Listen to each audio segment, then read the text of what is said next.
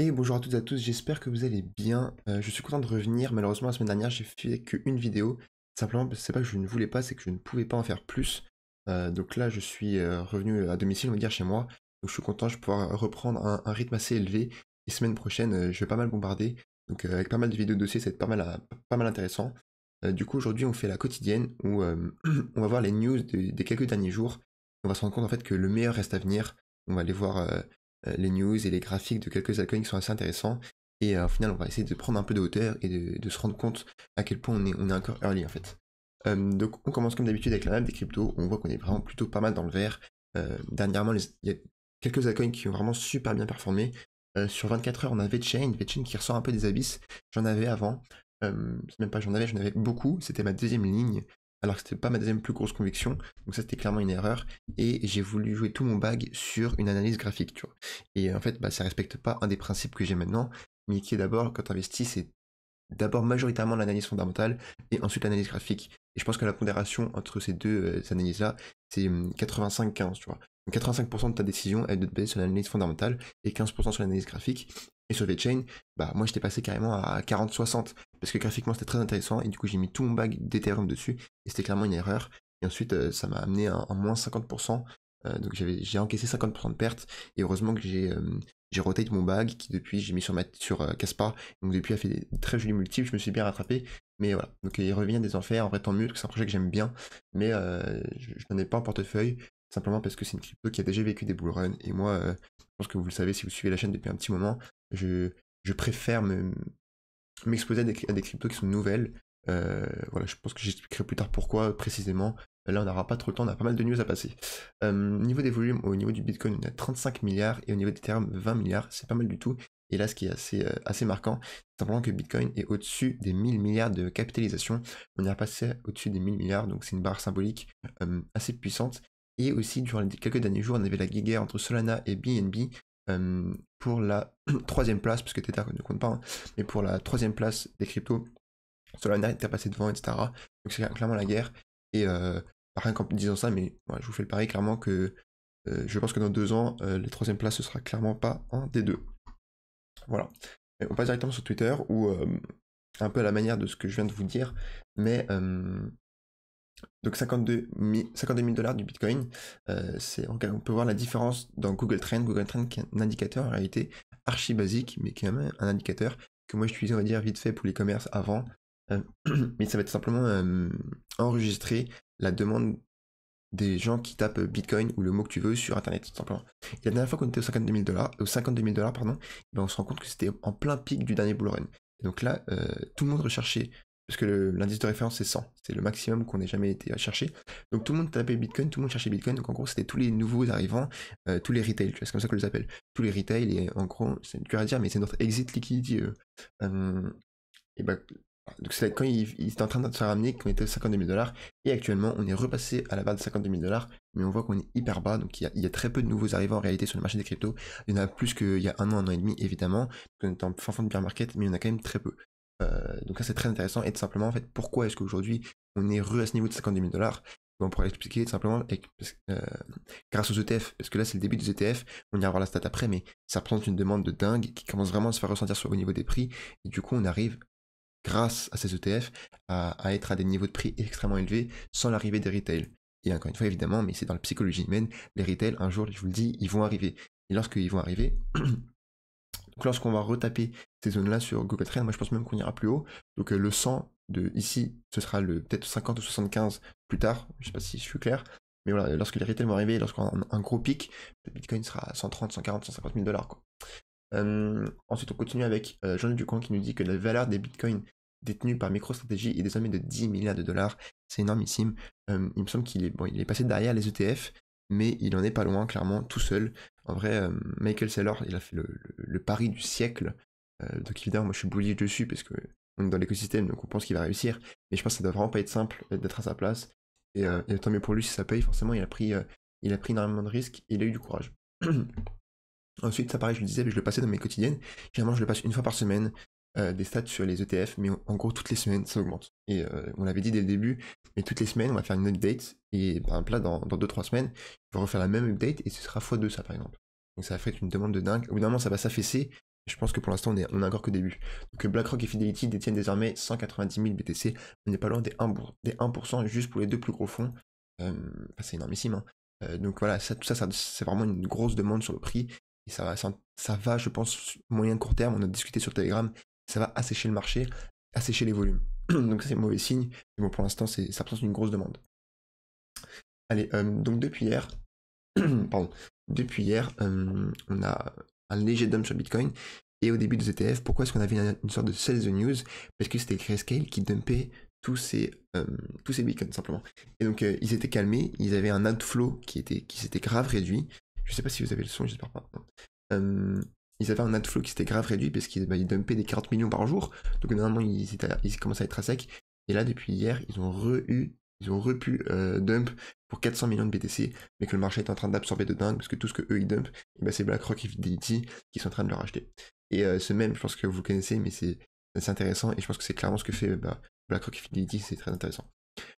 Ensuite, pareil, on sort un peu plus de l'écosystème des cryptos, mais on a OpenAI, donc la société derrière ChatGPT, d'ailleurs qui veut, Sam Altman veut lever 7000 milliards, mais ça je l'avais traité la dernière fois, mais 7000 milliards, mais c'est astronomique comme somme. Il veut lever cette somme-là pour construire des puces. Fou. Donc ChatGPT OpenAI dévoile une IA génératrice de vidéos. Donc en gros, ça va être texte ou vidéo. Parce que ChatGPT, c'est texte to texte. Tu vois, tu mets un input en texte et ça te sort un output en texte.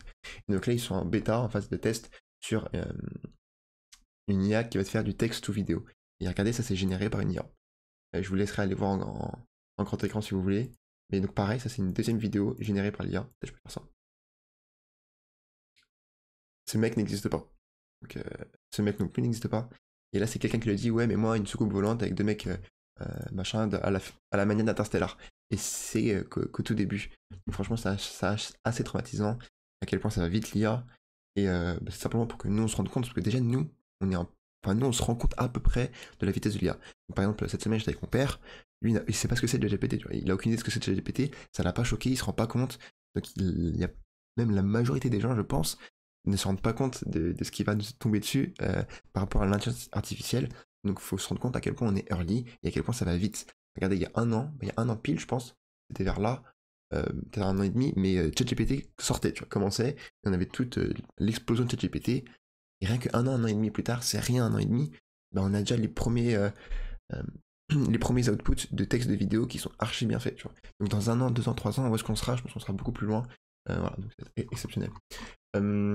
Ensuite, Tao, on va en parler. Mais Tao, c'est bien, c'est Tangem, je sais pas comment on dit, Tangem ou Tangem. Je pense Tangem.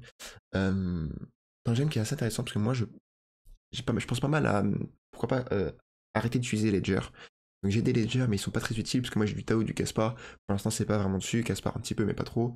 Et donc, je pense que le premier qui va lister Tao, qui va prendre en charge du Tao, moi j'irai dessus. Tout con, mais je pense que ça semble tout con, mais je pense que ça va attirer pas mal de clients. Et ça a attiré pas mal toute la fanbase et toute la communauté de Tao sur la première entreprise à prendre en charge Tao. Voilà. Ensuite, donc, on fait un petit tour sur les graphiques, hein, ça fait longtemps qu'on n'a pas fait des petites updates. On commence comme d'habitude avec le roi, donc le Bitcoin. On voit qu'on est vraiment sur une poussée, pas parabolique non plus, mais vraiment extrêmement puissante. On voit que depuis 10 jours, on n'a qu'un seul jour rouge, une seule journée de respiration. C'est absolument énormissime, hein. Est-ce qu'on ferait pas une distribution de week-off? Honnêtement, là, ça me semble un petit peu haut. Généralement, une distribution de week-off, on serait juste venu mécher au-dessus de celle-là pour que les mains fortes prennent de leur contrepartie et pour ensuite retargeter la baisse. Là, ça me semble vraiment être des volumes assez puissants, et là, je le fais avec vous, je ne sais pas. Mais ce qui est intéressant de voir, c'est les volumes. Voilà. Si les volumes sont croissants, on peut dire que ça va être un vrai mouvement. Et pour l'instant, en vrai, ils le sont. On a des volumes qui sont quand même assez intéressants. Donc, on va voir où est-ce que ça nous mène. Moi, comme ça, vous le savez, sur moyen terme, je m'attends quand même à une correction. Je me suis laissé un peu de stablecoin de côté, j'essaie de vendre un peu, de récupérer un peu de liquidité. Je m'attends quand même à une correction, peut-être post-halving, pourquoi pas. Une sorte de sell the news. Post-halving, on aura sell in May and go away. Donc on aura l'été, on aura peut-être un sell the news du halving. Pourquoi est-ce qu'on connaîtrait pas un petit été? Peut-être, j'en sais rien pour l'instant, tu vois. Mais avec une petite correction un petit peu mou, voilà, pour vraiment respirer au niveau du Bitcoin, au niveau weekly. Donc voilà, et sinon, simplement, vous voyez, comme moi, mais 52 000, on est vraiment pas loin de la TH. Je pense que ça c'est clair que c'est vraiment plutôt probable qu'en 2024 le Bitcoin pètera son ATH et ça va arriver très bientôt, et lorsque ça va vraiment démarrer, sur le chapeau de roue, faudrait être accroché, que ça va démarrer très vite. Bon, voilà sur BTC. Ensuite, là c'est la market cap de toutes les cryptos, ok. Euh, on voit qu'on est à 2000 milliards, alors qu'au bottom on était très bas, donc très bon signe. Et graphiquement, ce qui est assez intéressant ici, c'est qu'on voit qu'on a formé, ici c'était une Death Cross, donc une croix de la mort, et là c'est une Golden Cross. Lorsque la moyenne mobile 20 passe au-dessus de la moyenne mobile 50, c'est ce qu'on appelle une Golden Cross, donc une croix dorée. Généralement c'est un indicateur qui est extrêmement, j'abuse, mais qui est vraiment bullish sur les altcoins, même sur le Bitcoin lorsque ça arrive en weekly, etc. C'est généralement très bullish, et généralement ça explique un bull market, un bear market. Lorsqu'on a une Death Cross, on rentre en bear market, et lorsqu'on a une Golden Cross, on passe en bull market. Mais sauf que là, c'est jamais arrivé sur ce graphique-là. Donc on n'a pas l'historique de nous dire, ok, c'est déjà arrivé 3-4 fois. À la fin, on a connu des gros pumps, donc là, ça peut arriver. Voilà. Un gros pump nous attend. Pour l'instant, c'est jamais arrivé sur ce graphique-là. De manière générale, sur les autres graphiques, ça prévoit un gros pump. Donc assez intéressant de voir cette analyse graphique. Et on peut nous dire, c'est. Après, est-ce qu'on peut essayer d'aller un petit peu plus loin et de se dire, c'est jamais arrivé, du coup, le pump qu'on va avoir va être plus gros que les anciens pumps, peut-être, mais là c'est sans doute une analyse qui est biaisée de ma part. Donc on va voir où est-ce qu'on va aller. Et tout simplement pour mes prédictions, hein, moi, le top du dernier bull run était aux 3000 milliards de dollars de market cap. Moi je pense qu'à ce bull run là, on sera au niveau des 10 000 milliards de market cap, ça va être énormissime. Voilà, je pense, voilà, ma target assez haute sur la total market cap. Deuxième graphique très intéressant, là ça nous intéresse plus, c'est Ethereum contre Bitcoin. Donc on le répète, hein, mais quand ça monte, Ethereum surperforme, quand ça baisse, Ethereum sous-performe. Okay, et dans l'idée, c'est que Ethereum d'habitude a toujours été le métronome des altcoins. Donc même si moi je suis bearish sur Ethereum sur le long terme, on va dire, je vais pas réinventer la roue tout simplement. Et du coup, pourquoi cette fois-ci serait différent? Pour moi, ça va pas être différent. Il faut que l'Ethereum monte et qu'il entraîne tous les altcoins avec lui et que nous on surfe sur la vague afin de profiter au maximum des rendements du marché. Okay, et donc là, on a un triangle, un joli triangle de compression qui est vraiment long terme. On est vraiment sur du weekly et ça rejoint un peu l'idée. Généralement, lorsqu'on a une base horizontale, c'est plutôt mauvais signe. Donc on va voir s'il n'y a pas une autre figure chartiste qui se dessine. Comme ça, je sais pas, faudra analyser, on ira voir là au moment où ça va vraiment se compresser, et ça tombe aussi sur l'été. Donc l'idée c'est vraiment de compresser au niveau de l'été, faire quelque chose, et l'idée c'est de partir à la hausse, et que en juillet, août, peut-être août-septembre plutôt, lorsque tout le monde rentre de l'été, on part vraiment en alt-season méchante pendant un an, peut-être 6 mois, un an, je dirais, et c'est là où ça va être violent, ça va vraiment être l'alt-season qui va être violente, et je l'ai pas mise, mais est-ce que je peux vous passer simplement la Bitcoin dominance, qui est forcément liée avec la season. Hein. Donc là, ce que ça veut dire, pour les nouveaux qui sont sur la chaîne, c'est simplement que 53% de tout le marché crypto, c'est du Bitcoin, ok. Et lorsqu'au top du dernier bull run, après une alt season, donc la season, donc c'est les alts qui ont pris de la force, le Bitcoin ne valait entre guillemets que 40% du marché. Pour moi, on va aller en dessous de ça, au niveau du prochain bull run. Donc on va faire comme ça, et on va aller beaucoup plus bas, au niveau des 30%. Pourquoi je dis 30, ça peut être 25, 30, 35, je sais pas, mais plus bas. Et donc c'est là où on va faire tous nos bénéfices. Et je pense que ça va prendre 6 mois, peut-être 6 mois, 1 an à se faire. Et moi, ça va être un des indicateurs majeurs de quand je vais vendre. J'aurai aussi des targets de prix, etc. Mais moi, ça va être plus, mon indicateur de vente, ça va plus être un momentum. Lorsque je vais voir qu'il y aura plein d'euphorie, lorsque je vais voir que la Bitcoin dominance sera bien en dessous de celle-là, peu importe le prix de mes altcoins, je vais les vendre à ce moment-là, tu vois. Je vais vendre un moment plus qu'un prix. Mais bon, ça mérite une vidéo, je ferai une vidéo sur mon plan de sortie, etc. C'est intéressant parce que je pense ne pas penser comme la majorité des gens. Donc je dis pas que j'ai raison, mais je dis juste que c'est intéressant à comparer. Alors on se retrouve avec le Ethereum en weekly où on voit que Ethereum a repris pas mal de force. Hein. On est aux portes des 3000 $ sur Ethereum. Enfin, il reprend de la force parce que depuis octobre, il ne fait pas grand chose. Donc tant mieux. Moi j'en ai toujours pas en portefeuille, mais s'il peut driver comme je viens de le dire, je vais pas me répéter, mais que s'il peut driver les altcoins plus haut, ça va être très intéressant. Il va dire la prochaine grosse target, ça va être le 3200, 3400 $ sur Ethereum. Okay. Ensuite, Tao tout simplement, sur Telegram on en parle souvent, mais parce que, souvent oui et non en vrai, parce qu'il fait des ATH tous les 3 jours, et même sur le groupe Telegram donc de la chaîne, en vrai on est même plus trop étonné, et même sur le groupe Telegram de Tao, on est même plus trop étonné, parce que ça fait 4 mois que tous les 3 jours il se tape un ATH, pardon. Donc extrêmement bullish. On est au niveau des 670 $ sur Tao, incroyable. Mais je trouve qu'il manque. Je suis gourmand, mais il manque un petit peu il manque un peu de jus. C'est un peu bizarre de dire ça alors que c'est des ATH. Mais vous voyez ici les bougies étaient un peu plus paraboliques ici. Et ça nous a amené vraiment en 3-4 jours vraiment à un point haut local et ensuite à range, etc. Là, les bougies sont moins paraboliques. Parce que moi, l'idée, c'est que j'avais tout simplement retranscrit ce mouvement ici, et j'attendais un Tao entre 700 et 1000 $. Mais là, j'ai l'impression qu'on perd un peu de momentum, on perd un peu de mou. Donc, c'est pas graphiquement, hein, c'est juste un feeling avec les bougies, la volatilité, etc. Donc, je sais pas. Mais l'idée de ce que je voulais faire, par exemple, c'était de vendre entre 5, peut-être 6-7% de mon bag au niveau des 700-800 $. Pour essayer de commencer à m'exposer à des cryptos qui vont être plus risqués. Surtout en vrai, je suis déjà chargé comme un bœuf.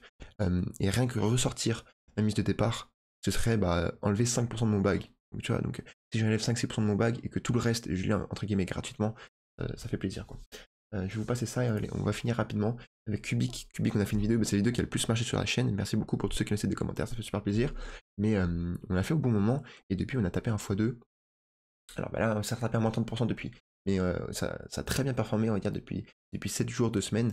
Donc très bonne nouvelle, il y a pas mal de monde qui a FOMO dessus, qui commence à se ruer dessus. Et il y a aussi pas mal d'OG de Tao qui commencent de plus en plus à faire de la pub pour Cubic. Je pense que ça peut clairement prendre la place du top 2 de ce bullrun là. Et donc moi c'est pour ça que je me suis placé accordingly, je me suis placé en conséquence. Voilà. Et dernier graphique, on va passer avant de terminer. C'est des vidéos un peu longues, mais vu que ça fait longtemps, ça fait plaisir. C'est Rio. Donc Rio, on en parlait ici, hein, toujours la même charte, comme d'habitude, qu'on a vu sur plein de cryptos. Et ensuite, depuis cette charte-là, donc pour celui qui a attendu le breakout, post-positionné, il s'est mangé un plus 40%. Et on est revenu taper un ATH sur Rio. Je pense évidemment qu'on est qu'au début. Rio, j'en ai pour 1% dans mon portefeuille. Donc voilà, il y a plein de cryptos à passer évidemment, mais je les passerai au fur et à mesure des quotidiennes, parce que sinon je vais faire une vidéo de 35 minutes, c'est clairement pas le thème. Et, voilà. Et donc je pense que cet après-midi je vais sortir une update sur le challenge 10K300K, parce qu'il a extrêmement bien évolué, vous allez voir et ça fait très plaisir. Donc je vais vous update là-dessus. Et écoutez, sur ce, je vous souhaite une excellente journée, et je vous dis à tout à l'heure pour la vidéo challenge. Ciao ciao.